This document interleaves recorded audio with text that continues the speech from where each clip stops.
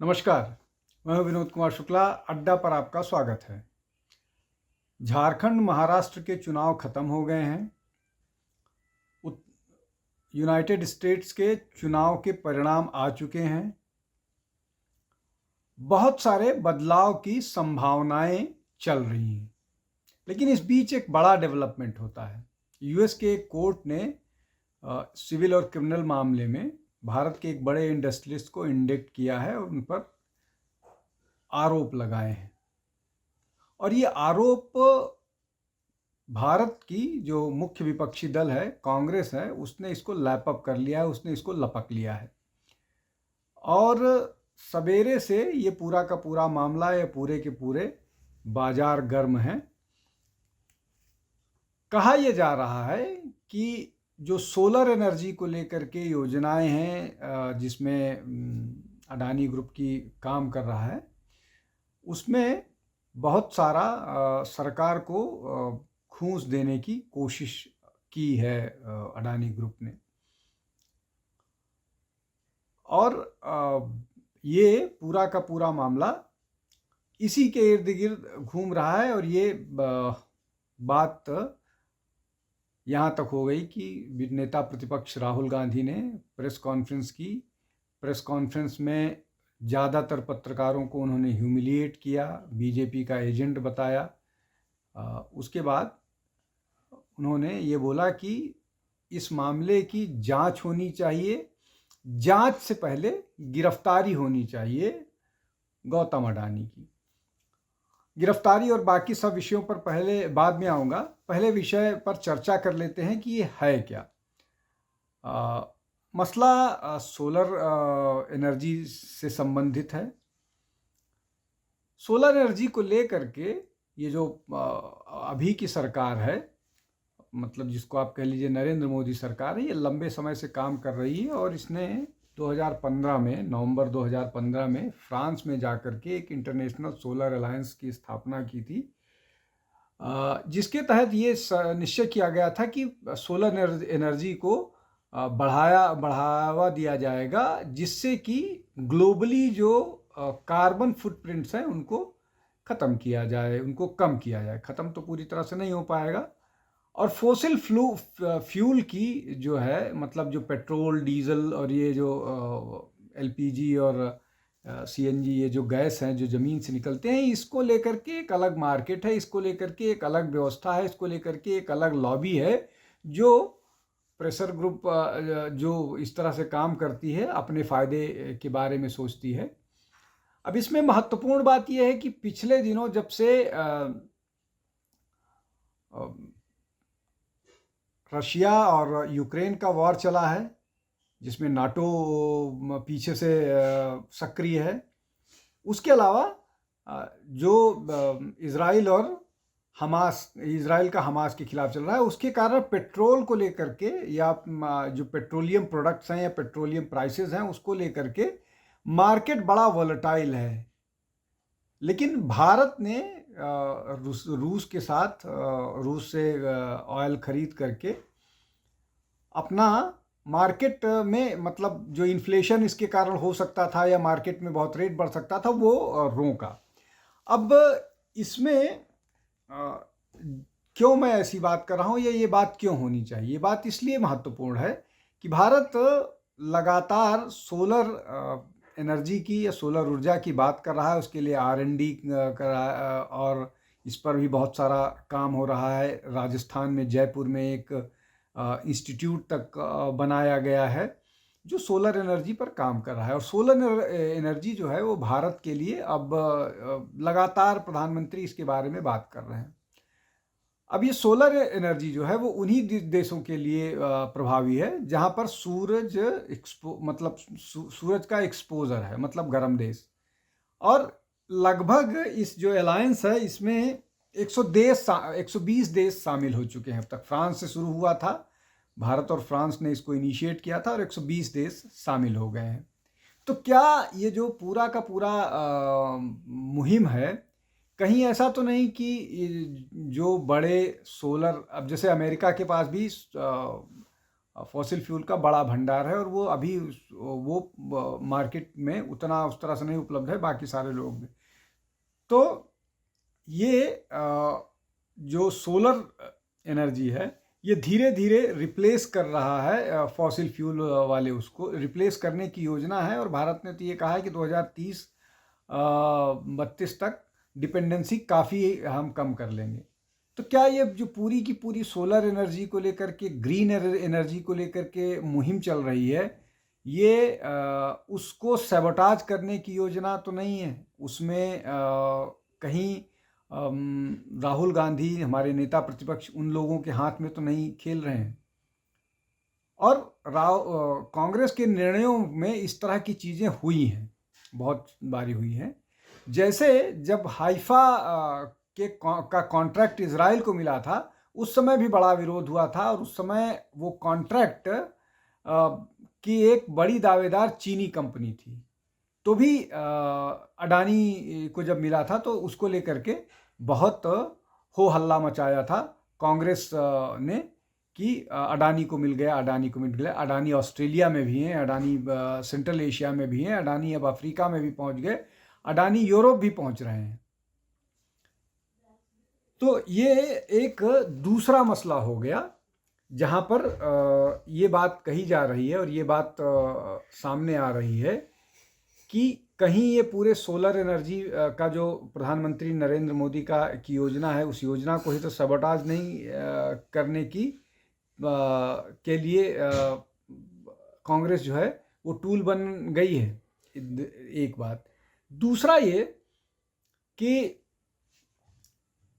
बांग्लादेश में जो अभी इंतरिम सरकार है, उसको अडानी ने 800 मिलियन जो बिजली मतलब पावर का बिल उनके पास है, लगभग 7,000 करोड़ के आसपास, 6,700 करोड़ रुपए के आसपास, 800 मिलियन डॉलर है, उसको वापस करने के लिए, उसको पे करने के लिए कह चुकी है।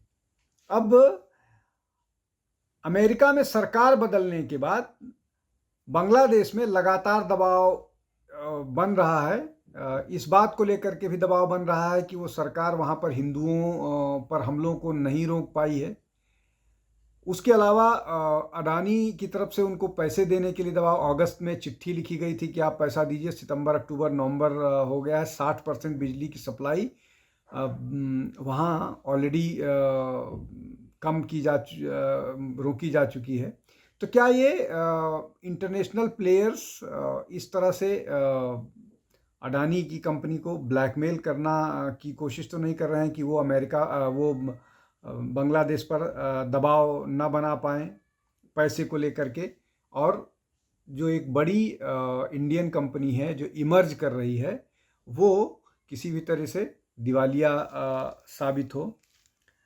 तीसरी महत्वपूर्ण जो बात है कि बार बार ये कोशिश की जा रही है प्रधानमंत्री को, अडानी को चुनाव के आसपास घेरने की, और चुनाव के समय एक नाटक भी किया था राहुल गांधी ने, वो सेफ खोल करके, उसमें भी अडानी को दिखाया था कि हम एक हैं तो सेफ हैं, वो इस तरह का एक नाटक दिया गया था। अब इसमें जो सबसे इंटरेस्टिंग बात है, महत्वपूर्ण बात है, कि जो यूएस की रिपोर्ट है जिसमें ये बोला गया है कि कहा गया है, ये आरोप लगाया गया है कि इसमें घूस मांगा गया है, उसमें जो जिन स्टेट्स का नाम मेंशन किया गया है, उसमें अगर एक स्टेट को छोड़ दिया जाए जहां पर सेंट्रल गवर्नमेंट थी, उसके अलावा बाकी कहीं पर भी लीडरशिप के नाम पर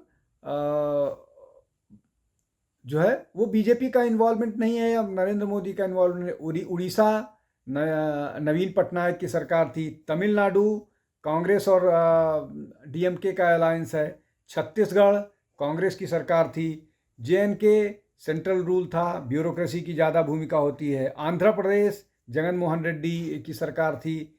तो इस दृष्टि से भी अगर देखा जाए तो इसमें शायद हर बार की तरह से, जैसे चौकीदार चोर राफेल वाले मामले में किए थे, राहुल गांधी ने नारा दिया था, और बाद में उनको ये उल्टे इस पे जवाबदेही पड़ी थी और कोर्ट में उनको ह्यूमिलिएट होना पड़ा था। संघ को लेकर के जिस तरह से बयान वो देते रहते हैं, बार बार ह्यूमिलिएट होते हैं। ये तीसरा मसला हो गया। एक और मसला जो है जिस पर बात करना जरूरी है, राहुल गांधी ने अपने प्रेस कॉन्फ्रेंस में कहा, नेता प्रतिपक्ष होने के नाते जिम्मेदारी से कहा होगा, बिना किसी उसके नहीं, कि इसकी जांच जो है तब तक सही ढंग से नहीं हो सकती है जब तक गिरफ्तारी नहीं होगी गौतम अडानी की। तो उनका ये मानना है कि अगर कोई भी इस तरह का आरोप किसी भी व्यक्ति पर लगे तो उसकी गिरफ्तारी पहला क्राइटेरिया है ऑनेस्ट इन्वेस्टिगेशन के लिए। तो इसके लिए दो डिफरेंट रूल्स तो नहीं हो सकते हैं, इसके लिए तो एक ही रूल फिट होगा। वो रूल ये है कि ऐसा सबके साथ लागू होगा। तो फिर गौतम अडानी की गिरफ्तारी के साथ साथ इसको फेयर जांच करने के लिए यंग इंडिया वाले मामले में जो आरोप लगा हुआ है राहुल गांधी पर, सोनिया गांधी पर, और जो रावत वड्रा पर लैंड स्कैम को लेकर के आरोप लगा हुआ है, उस मामले में जांच के लिए पहले इन तीनों की भी गिरफ्तारी होनी चाहिए राहुल गांधी के तरफ से। तो ये बात एकदम उचित है कि उन पर आरोप लगा है, वो जमानत पर हैं और वो भी उतने ही प्रभावी हैं, उतने ही प्रभावशील हैं जितने अडानी साहब हो सकते हैं। तो इसका मतलब वो भी केस में इन्फ्लुएंस कर सकते हैं, तो उनको भी जेल में होना चाहिए। तो ये चौथा मसला हो गया।